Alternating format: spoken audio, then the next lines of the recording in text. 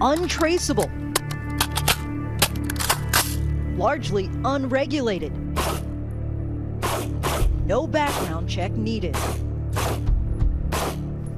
This AR-15 was not made by a gun manufacturer. The government doesn't even know it exists. I know that there is a culture war on for this. At the center of that culture war is Cody Wilson, who's been called one of the most dangerous people on the internet. Do you like the image that many people have of you, that you're this dangerous guy? No, I don't dislike it, but I'm more like bemused by it, right? It's like entertaining to me. For years, Wilson has been fighting to make his gun blueprints available online so that anyone can make one at home simply using a 3D printer. The idea of gun control in the internet age is inoperable. Wilson's ambitions have terrified gun control advocates. It's the ultimate gun loophole. If you allow these plastic guns to be manufactured. And embroiled him in an ongoing legal battle with the federal government and nearly 24 states. Last month, the Trump administration cleared the way for him to publish the blueprints. This morning, the plans for ghost guns are up online. Anyone will be able to legally download instructions to 3D print their own fully functional plastic gun. But just last week, again, a judge stopped him, at least temporarily.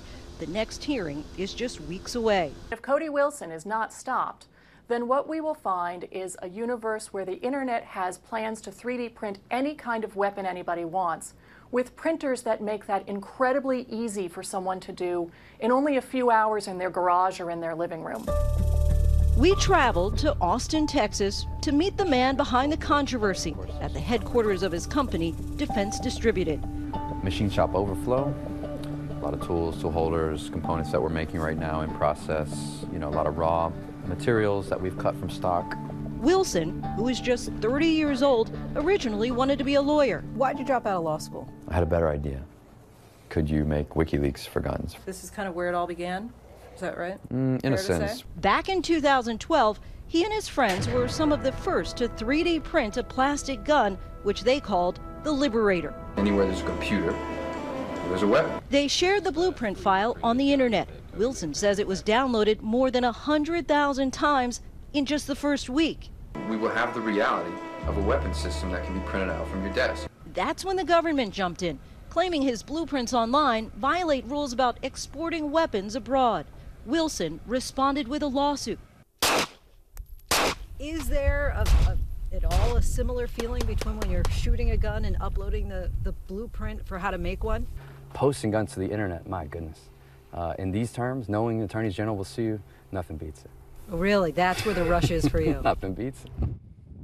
First Amendment issue, or is this Second Amendment? It's both, but the way that this had to be fought for years in court was on a First Amendment claim. If a gun is a piece of data, then are you allowed to share it and call that free speech? That is the argument that Defense Distributed has been making for the last 3 years. Wired writer Andy Greenberg has been covering Wilson and the digital do-it-yourself gun debate since 2013. All the headlines are always about 3D printed guns. But for Defense Distributed, 3D printing is almost just like a stand-in for this idea of any kind of digital tool that allows you to, with just a download and a click, create a gun component at home. This is your 3D printer here. It's kind of a relic these days. But this is what you made the Liberator on? Mm-hmm. That's why I keep it around. I'm sentimental about these things. Wilson and his company have moved far beyond printing in plastic, now using metal. This is an AR-15 receiver. Okay. Being milled on the Ghost Gunner. Wilson has developed this computer-automated milling machine, small enough to sit on a desk. It's all legal. He's selling them for $2,000 each. This will take you a couple hours, and it doesn't require your constant, intercession. You and I are just watching this happen. Somewhat mesmerizing. Unlike plastic guns that sometimes malfunction, experts say these metal versions can be comparable to what you buy at a gun store. As a part of his research, Greenberg used Wilson's machine to make an AR-15 in the offices at Wired. They have a metal result, but they're automated and require almost no skill, which I had none of.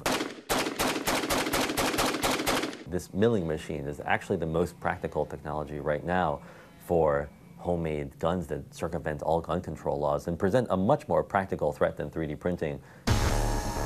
Homemade guns, sometimes called ghost guns, are nothing new and in many cases perfectly legal. But critics say Wilson's machine could make it easier for ghost guns to fall into the hands of people who aren't legally allowed to own firearms, like felons or the mentally ill. They are untraceable. We don't have any registry of who bought them, any sense of where they were sold or how often they've been used in crimes. We have seen ghost guns used in shootings around America in the last several years. Breaking news now tonight, a startling story out of California. First details about the gunman shooting at cars as they drove down the street. I turned on the news. I saw my father's car there. I knew. I just knew.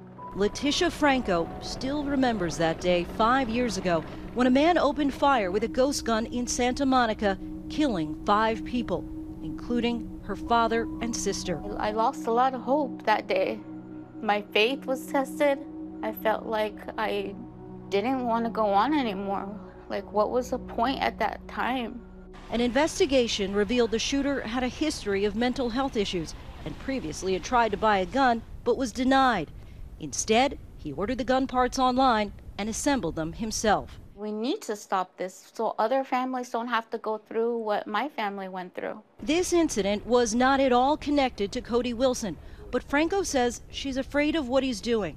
If I was speaking to Cody Wilson today, I would tell him providing this information is wrong. He's also ethically responsible for what other people do with this information. You provided these people with information that could potentially cause another tragedy. Wilson says he is aware of the potential dangers of making access to ghost guns easier. How does that play when you realize that there are real-life consequences to putting these so-called ghost guns in the hand of people that don't have the best intentions? This isn't just like playing games on your keyboard, right, on the internet. I've had customers arrested, right, in other states for owning guns when they shouldn't have, or for, you know. But again, like, my advocation is that these are the necessary consequences of enshrining the people's right to keep and bear arms. And I reserve the right to change my mind about it, right? Maybe somehow it would deeply affect me and I would choose to discontinue the operation, but... Really? There is that possibility?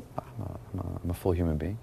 For now, Wilson is stuck waiting to find out if the courts will allow him to upload those gun blueprints, but his files are actually already out there.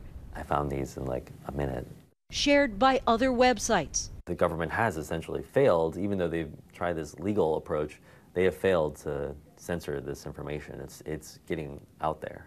In the meantime, Cody Wilson continues shipping out those milling machines. So these are all ready to go. And says the controversy is good for business. For the most part, these will go to homes somewhere in the United States. Despite all the legal battles ahead, Wilson says he refuses to back down. Because a gun is power. And this is the essence of this project. I'm actually giving people the means to create a power for themselves. I'm zealous to do that. That's real for me. A power, but then there's a flip side that innocent lives are lost. Power is power, sure. And people can misuse it, but it's power all the same. It's a conversation beyond good and evil. For Nightline, I'm Lindsay Davis in Austin, Texas.